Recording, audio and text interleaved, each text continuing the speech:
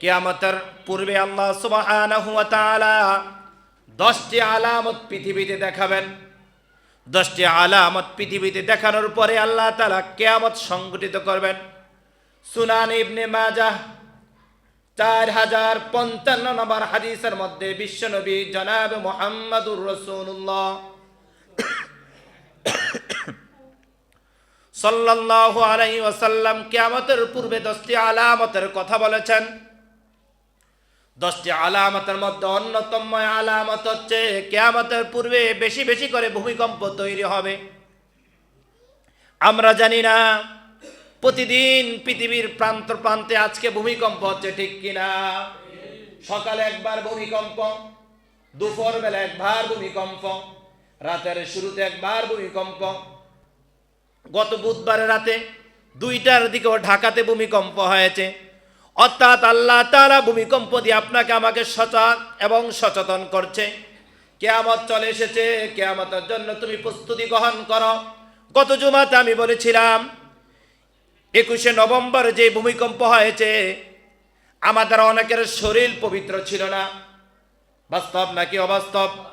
অনেকে ফজর সালাত পড়ি নাই, দিনের শুরুতে ভূমিকম্প হয়েছে। যদি আল্লাহ যদি বলতো আমি এখন ভূমিকম্প দিয়েছি, গোটা জিন্দিগি বাদ 4 ঘন্টার হিসাব তুমি দিয়ে জান্নাতে চলে যাও, আমার তো বিশ্বাস সে 4 ঘন্টার হিসাব দিতে আমি সহ হিমশিম খেয়ে পড়তাম, ঠিক কিনা?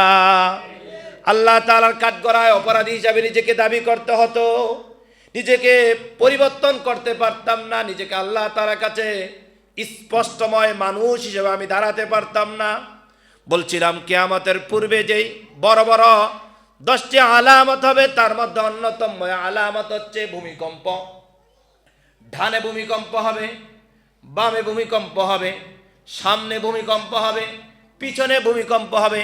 অর্থাৎ পূর্ব দিকে ভূমিকম্প, পশ্চিম দিকে ভূমিকম্প, পৃথিবীর দক্ষিণ দিকে ভূমিকম্প, পৃথিবীর উত্তর দিকে ভূমিকম্প। গোটা পৃথিবী জুড়ে ভূমিকম্প তৈরি হবে। আল্লাহ তাআলা সজাগ এবং সচেতন করতে চেয়েছেন। কিয়ামত অতি সন্নিকটে, কিয়ামত চলে আসতেছে। সজাগ হও, সচেতন হও। বড় আলামত সমূহের মধ্যে অন্যতম আলামত হচ্ছে দাজ্জাল। এই দাজ্জালের ফিতনা গোটা পৃথিবীকে ওই সময় ধ্বংস করে দেবে। দাজ্জাল এমন ক্ষমতাধর হিসেবে দাঁড়াবে, সেদিন মানুষ আল্লাহকে ভুলে যাবে।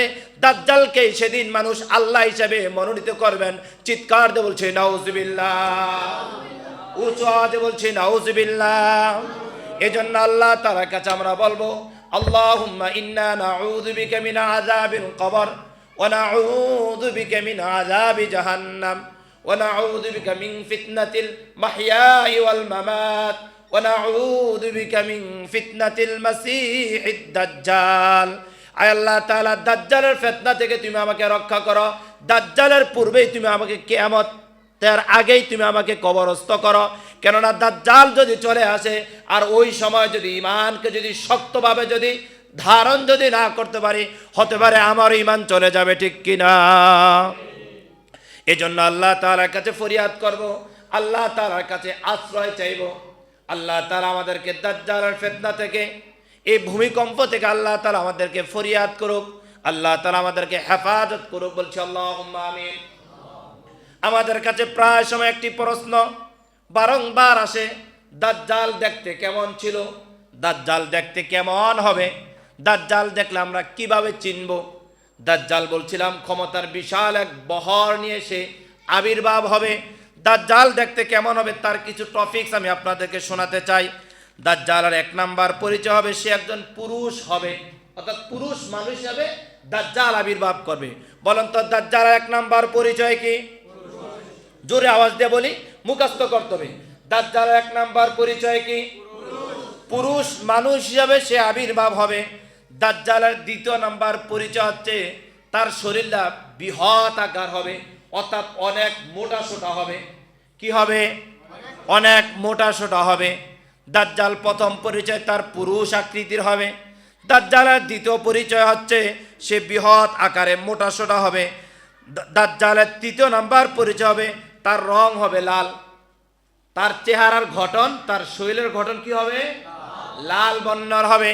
দাজ্জালের চতুর্থ নাম্বার পরিচয় হচ্ছে সে বেটে হবে, সে অধিক লম্বা হবে না, সে খাটো মানুষ হবে। সে কি হবে? খাটো মানুষ হবে। দাজ্জালের পঞ্চম নাম্বার পরিচয় হবে তার চুলগুলো থাকবে কোকড়ানো কোকড়ানো। বলতে চাই তার চুলগুলো কি রকম থাকবে? কোকড়ানো কোকড়ানো থাকবে। দাজ্জালের ষষ্ঠ নাম্বার পরিচয় হবে, ওই যে বলছিলাম দাজ্জাল লাল বর্ণের হবে। দাজ্জালের ষষ্ঠ নাম্বার পরিচয় হবে তার চেহারাটা থাকবে বিশ্রী। বলেন তো কেমন থাকবে? মাশাআল্লাহ মাশাআল্লাহ। আমাদের মতন সুন্দর চেহারার অধিকারী হবেন না। আল্লাহ তাআলা মানুষের ক্ষেত্রে বলেছেন লাকাদ খলাকনাল ইনসানা ফি আহসানি তাকওয়িম। সূরাতুত তিন 4 নম্বর আয়াত। আমি মানুষকে উত্তম অবয়বে সৃষ্টি করেছি। চিৎকার দিয়ে বলছি আল্লাহু আকবার। বিশ্রী, দেখলেই বমি আসবে, দেখলেই নাক ছিটকানোময় অবস্থান হবে। এ দাজ্জালের এমন এক বিশ্রী চেহারা নিয়ে সে আবির্ভাব হবে। দাজ্জালের সপ্তম নাম্বার পরিচয় হবে সে নির্বংশ হবে, অর্থাৎ তার বংশের মধ্যে ছেলেও থাকবে না, তার বংশের মধ্যে মেয়েও থাকবে না, সে নির্বংশের অধিকারী হবে। দাজ্জালের অষ্টম নাম্বার পরিচয় হচ্ছে তার একটি চোখ থাকবে অন্ধ, আরেকটি চোখ থাকবে কালো জাতীয়, অর্থাৎ একটি চোখ থাকবে কালো, আরেকটি চোখ থাকবে অন্ধ। কালো বলতে কানা, কালো বলতে কি কানা থাকবে, আরেকটি চোখ কি থাকবে? অন্ধ থাকবে। এই দুটা বৈশিষ্ট্য তার মধ্যে যদি দেখা যায় মনে করবে সে দাজ্জাল। দাজ্জালের সর্বশেষ যে পরিচয় সেটা হচ্ছে তার কপালের মধ্যে বড় অক্ষরে লেখা থাকবে কাফের। বলেন তো কি লেখা থাকবে? কাফের। এই যে 9টি গুণের কথা বলেছি, এই 9টি গুণ বিশিষ্ট কোনো মানুষকে যদি আমরা দেখি কিয়ামতের পূর্বে, তাকে আমরা মনে করব কি? দাজ্জাল। চিৎকার দিয়ে বলি তাকে মনে করব কি? দাজ্জাল। কিয়ামতের পূর্বে দাজ্জাল এমন ক্ষমতা নিয়ে আবির্ভাব হবে, মানুষ তার গুণাবলী দেখলে, মানুষ তার কোয়ালিটি এন্ড কোয়ালিফিকেশন দেখলেই বলবে এটাই তো রব। নাউজুবিল্লাহ কয় না? তাকে রব বললেই আপনি জাহান্নামে যাবেন, তাকে রব বললেই আপনি কাফের হিসাবে পরিগণিত হবেন। কেননা আল্লাহ তাআলা বলছেন ওয়ালাকাদ ফাতান্নাল্লাযীনা মিন ক্বাবলিহিম ফালায়ালামান্নাল্লাহুল্লাযীনা সাদাকু ওয়ালায়ালামান্নাল কাযিবিন আম হাসিবতুম আন তাদখুলুল জান্নাহ। আমি মানুষকে এইভাবে কি জান্নাতে দিয়ে দেব? তাদেরকে পরীক্ষা করব না? অবশ্যই আল্লাহ তাআলা পরীক্ষা করবেন। কিয়ামতের পূর্বে আল্লাহ তাআলার ভয়াবহ, আল্লাহ তাআলার অধিক যেই শাস্তির মাধ্যমে আল্লাহ তাআলা পরীক্ষাটা নেবেন, সেই শাস্তির নাম কি? দাজ্জাল। দাজ্জালকে আল্লাহ তাআলা পাঠাবেন আপনার ঈমানের পরিচয় গ্রহণ করার জন্য। যদি আপনি সেদিন যদি ঠকে যান আপনি জাহান্নাম, আর যদি সেদিন যদি মুক্তি যদি পেয়ে যান তাহলে আপনি জান্নাত। চিৎকার দিয়ে বলছি আল্লাহুম্মা আমিন। আল্লাহ সুবহানাহু ওয়া তাআলা আমাদের সবাইকে দাজ্জালের ফিতনা থেকে, সামাজিক ফিতনা থেকে, রাষ্ট্রীয় ফিতনা থেকে, পারিবারিক ফিতনা থেকে আল্লাহ তাআলা আমাকে সহ আপনাদের সবাইকে রক্ষা করুক। বলছি আল্লাহুম্মা আমিন। ওয়া আখিরু দাওয়ানা আলহামদুলিল্লাহি রাব্বিল আলামিন। আসসালামু আলাইকুম ওয়া রাহমাতুল্লাহি ওয়া